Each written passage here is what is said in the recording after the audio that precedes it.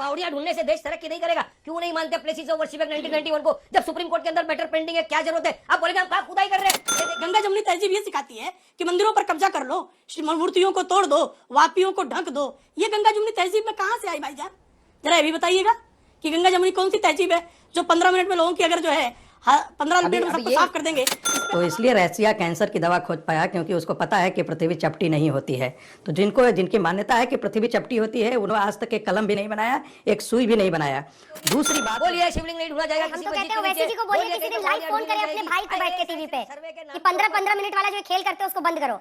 क्यों? अरे 15 मिनट वाला अम्बेडकर ने कहा था इस्लाम के रहते हुए हिंदू मुस्लिम एकता संभव ही नहीं है, क्योंकि इस्लामिक थियोलॉजी ऐसा करने ही नहीं देती है। वकील साहब आप एक तरफा गंगा जमुनी तहजीब चाहते हैं। जय श्री राम दोस्तों। संभल में मंदिर और बाबरी मिलने से पूरी राजनीति में भूचाल आ गया है। बारिश पठान को तो ये हजम ही नहीं हो पा रहा।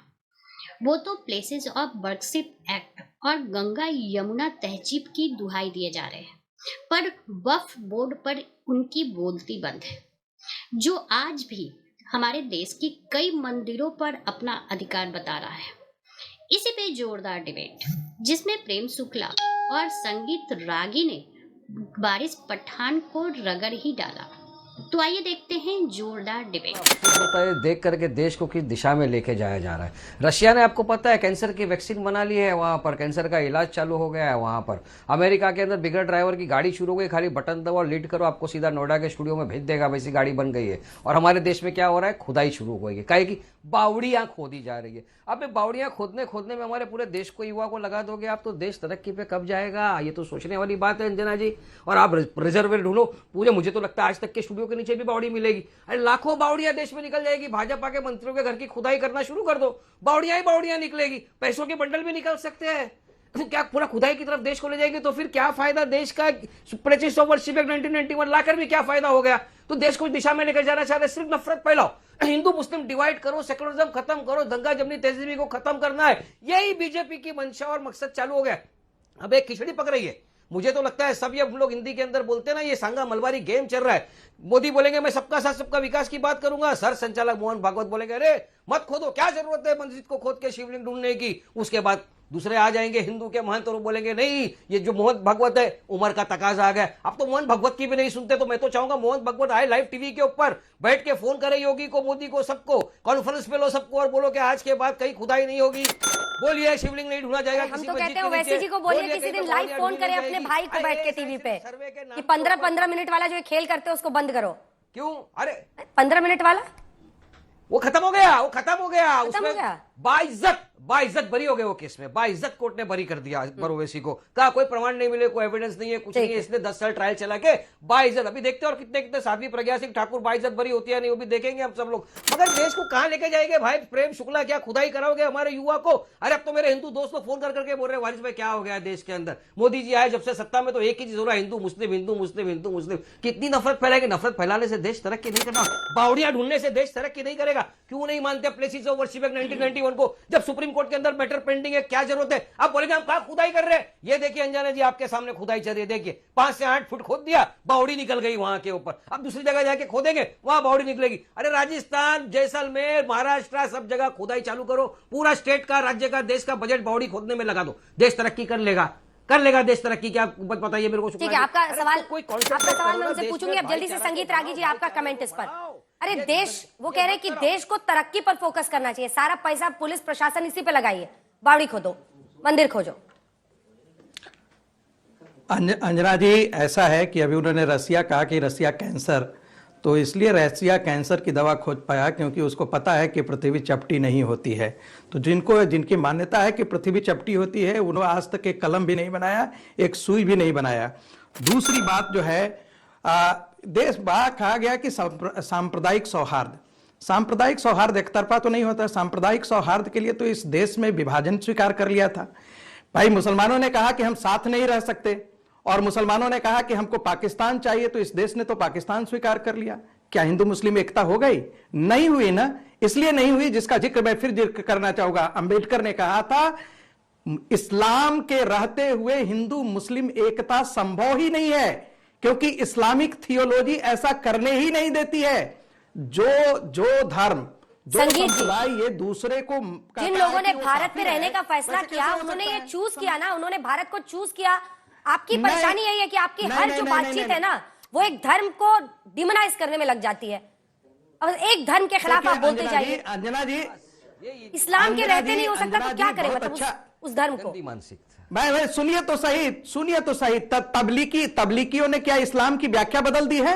दारुल इस्लाम और दारुल हरब की व्याख्या बदल दी है क्या? देवबंद ने बदल दी है। देवबंद के मदरसे जो है वो पाकिस्तान में वही पढ़ाते हैं जो हिंदुस्तान में पढ़ाते हैं। देवबंद के मदरसे टेररिस्ट नहीं पैदा करते हैं क्या पाकिस्तान के अंदर? अब मैं इस्लाम की व्याख्या यहां अलग होगी, वहां अलग होगी, उपनिषद की व्याख्या यहां अलग होगी और ईरान में अलग होगी व्याख्या? नहीं होगी। मैं फिर कह रहा हूं वह यहां पर इसलिए है, सुन लीजिए, कोई अंतर नहीं है सर। जो बांग्लादेशी मुसलमान जो बांग्लादेश और पाकिस्तान के अंदर हुआ, जो अफगानिस्तान के अंदर हुआ, भारत के अंदर भी यदि मुस्लिम जनसंख्या उसी रफ्तार में बढ़ी तो भारत के अंदर भी जैसे कश्मीर से हिंदू निकाले गए, पश्चिम बंगाल के सीमावर्ती क्षेत्र से निकाले गए, आज सीमांचल एरिया से निकाले गए, जो कैराना से निकाले गए, वो सब जगह। और एक और बात देखिए, परम पूजनीय सरसंघ चालक जी ने कहा है कि भाई शिवलिंग मत डोलो, लेकिन 33 करोड़ देवी देवता है। 33 करोड़ देवी देवता जो है वो तो ढूंढा ही जा सकता है, उसमें कहां रोक लगाई गई है? और मित्रवर वारिस पठान जी, कृपा करके मुझे बताइए ना कि आप जो हैं अगर हिंदुओं के मंदिरों का कब्जा कर लेंगे, इससे सौहार्द बढ़ेगा? हिंदुओं आप तो अगर कहीं एक जगह मस्जिद होगी तो कहते हो ताकयामत जो है मस्जिद कायम रहेगी, लेकिन मंदिर रहेगा तो वो कायम नहीं रहने का अधिकार है। गंगा जमुनी तहजीब ये सिखाती है कि मंदिरों पर कब्जा कर लो, मूर्तियों को तोड़ दो, वापियों को ढक दो। ये गंगा जमुनी तहजीब में कहां से आई भाईजान? जरा ये भी बताइएगा कि गंगा जमुनी कौन सी तहजीब है जो 15 मिनट में लोगों की अगर जो है 15 मिनट में सबको साफ कर देंगे। इस पे अदालत के एक फैसले पर आप इतना बल्ले बल्ले हो रहे हैं, तो मियां वारिस भाई, बाबरी के जो विध्वंस है उस पर भी अदालत का फैसला है, कोई दोषी नहीं है, तब काहे छाती पीटते रहते हो, उठते बैठते? अदालत का फैसला जो है अगर अकबरुद्दीन ओवैसी के मामले में आए तो मान्य है, दूसरों के मामले में आए तो अमान्य है। अरे अदालत के फैसले से ही सर्वेक्षण हो रहे हैं, और एक भी मस्जिद की खुदाई आज तक नहीं हुई है। एक मस्जिद की खुदाई मुझे दिखा दीजिए जहां हुई। सर्वेक्षण हो रहा है तो छाती पीटे जा रहे हो, अतिक्रमण हटाया जा रहा है तो छाती पीटे जा रहे हो।